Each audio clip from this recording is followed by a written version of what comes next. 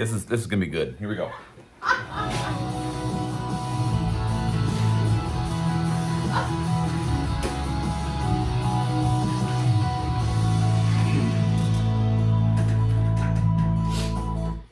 So right before that song played, which is one of the most beautiful love songs ever written. Oh yeah, Dave Barnes knows what he's doing. Court said that she thinks she met the one on Wednesday. Yeah. I'm telling you, I've never had an experience like this where I just saw somebody and it really kind of did feel like love at first sight, not gonna lie. And then we said, no, if you want to tell us all the details, you can, but there's no pressure to do that. That is not something you have to do. And she said, I'll do it. I said I'll do it. So I'm sticking to it. All right. Okay, the setting This is great. is Walmart. You had me at Walmart. Oh, okay, yes. Okay, but don't underestimate what can happen at Walmart, all right? So, God says don't despise meager beginnings, all that.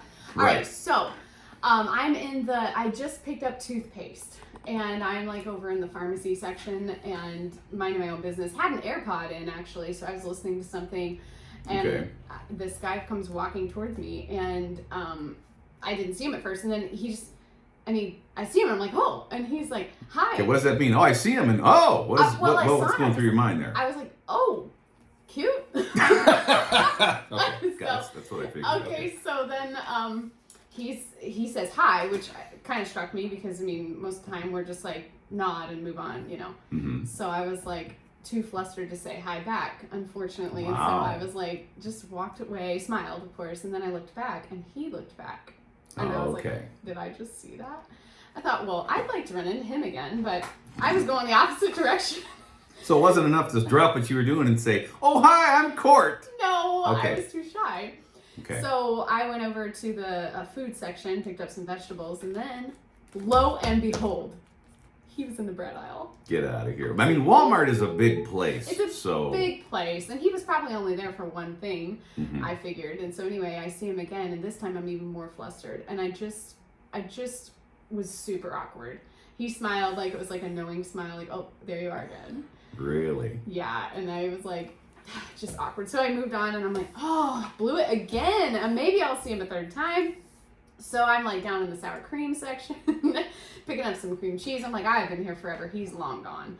And I go to do the self-checkout. And I'm like, well, maybe he'll be in the checkout. No. And so I start my checkout. Guess who walks up next to me? Mystery feller. I'm like, it's him. Next to you. Next to me.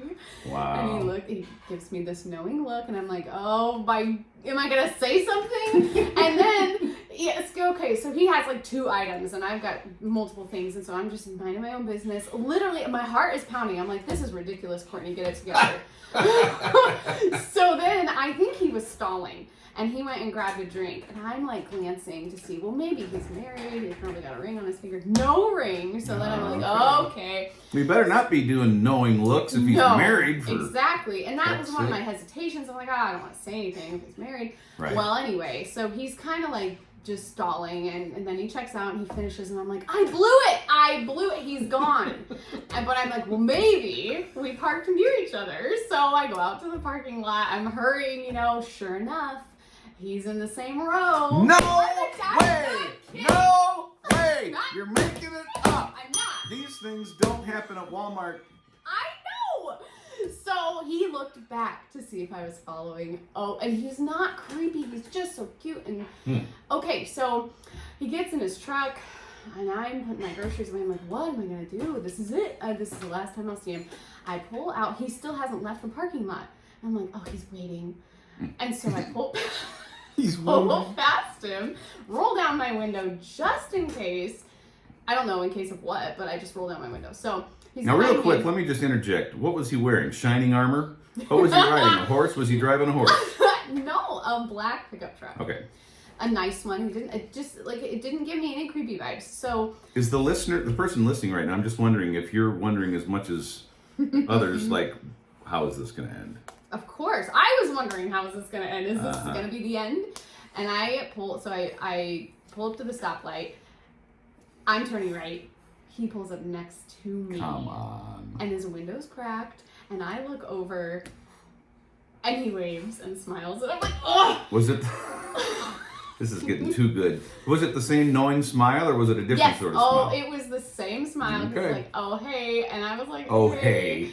And then... Is that what you do? Oh, hey. So then he says, you're beautiful. Oh! He says it. And I'm like, Wow. oh, thanks. And then I said, what's your name? He said, Chris. Chris, okay. And I told him my first name, and then he said, can I get your number? Okay, so that's, now, is that what you were hoping for? Well, or? it's like, what else is it gonna be? you Yeah, know, like yeah. we're sitting at a light, and I'm feeling the pressure. There's probably cars pulling up behind me, and it's gonna turn green any second. So I was a little too nervous to give him my number, so I said, I'll take yours, and then I can decide. Good you know, move. right? So he's like, oh yeah, sure, and he gives me his numbers, and I'm not kidding, my hands were trembling. And so I'm like opening my notes. First, I accidentally opened like my reminders or something. I don't even know. And I'm like, oh, this doesn't work. And so I get it open, and he tells me, and I repeated back the first three, and then it was too like just shaken to repeat back the last four. Unbelievable. Somebody honked, and I had to leave. I got home. I decided to give it a whirl, and Text? I texted him. And I said, hi, is this Chris? So you waited a whole 10 minutes. Oh yeah. Okay. Yeah. Right. Gotta be cool about it. Yeah. And it was delivered, Okay. and that's all I know. No! I'm not kidding. I think I have the wrong number. I did so much searching. I think I wrote down the last four digits wrong. Are you serious? Yes, I'm serious. Now here's the part that I would like to tell everyone that you didn't mention when you told me the story. That you have actually paid money since then, because this happened 2 days ago. Yes. You've actually paid money in doing some private investigator work to locate the fellow. Mm-hmm. Only 95 cents, I just want you to know. Okay, and still no luck. No luck. I've even tried texting different like combinations of the numbers, all of it. I haven't had no luck so far. I've tried calling the number. It's a busy signal. Because I thought, well, maybe it can go to his voicemail and I can at least know, is this Chris? No, it doesn't do that. And so okay. Well, I have a few thoughts here. Number one, Chris, if you're listening, just give me a call. Okay?